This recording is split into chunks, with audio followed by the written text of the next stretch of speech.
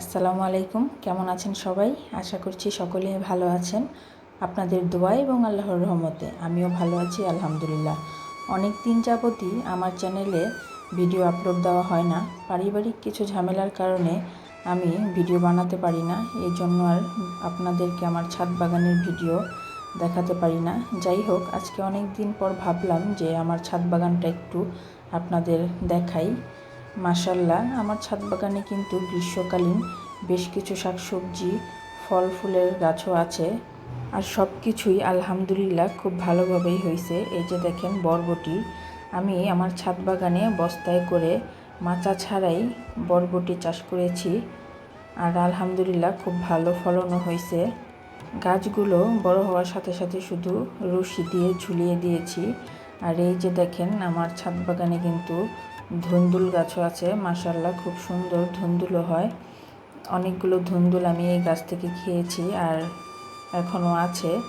তেমন কিন্তু কোনো জাংলা দেইনি। গাছগুলো বড় হওয়ার সাথে সাথে আমি শুধু রশি দিয়ে বেঁধে দিয়েছি আর রশির গা বেয়ে গাছগুলো বড় হয়েছে। আর মাশাআল্লাহ দেখেন কত বড় বড় ধুন্দুলও হয় গাছগুলোতে। এই যে দেখেন আমার ছাদ বাগানে ঢেঁড়স গাছও আছে। গাছগুলো এক একটা সাইজ হবে আমার থেকেও বড় আর প্রতিটা গাছে ঢেঁড়স হয়।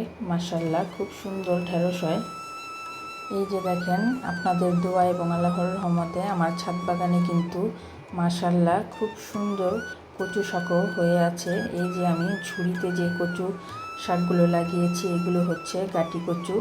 আর এই যে ড্রামের মধ্যে কচুগুলো দেখতে পাচ্ছেন এগুলি হচ্ছে লতি কচু।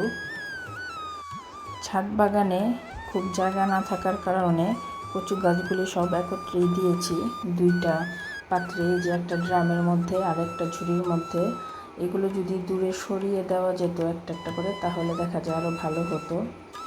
আর এই যে দেখেন আমার ছাদ বাগানে কলমি শাক, আলহামদুলিল্লাহ খুব ভালোই হয় কলমি শাক ছাদ বাগানে। আর আমার ছাদ বাগানে তো সারা গ্রীষ্মকাল জুড়েই কিন্তু কলমি শাক থাকে। আর কোনো যত্ন ছাড়াই কিন্তু কলমি শাক খুব ভালো হয়। কাটার পরে দেখা যায় সপ্তাহখানেকের মধ্যেই আবার দ্রুতই বড় হয়ে যায়। সপ্তাহখানেক পর পরই কলমি শাক তোলা যায়। আলহামদুলিল্লাহ, এই দেখেন ছাদ বাগানে কিন্তু আমি আদা চাষও করছি। খুব ভালো হয়েছে মাশাআল্লাহ, গাছগুলো দেখতেই বোঝা যাচ্ছে। নিচে এখন আদা হয়েছে কিনা আমি জানি না, এই যে বালুর মধ্যে দিয়ে রেখেছি। তো আমার আজকের ভিডিও এই পর্যন্তই ছিল। আমার পরিবার এবং সন্তানের জন্য দোয়া করবেন। আমিও দোয়া করি আল্লাহ তাআলা আপনাদের সবাইকে ভালো রাখুক, সুস্থ রাখুক। আল্লাহ হাফেজ।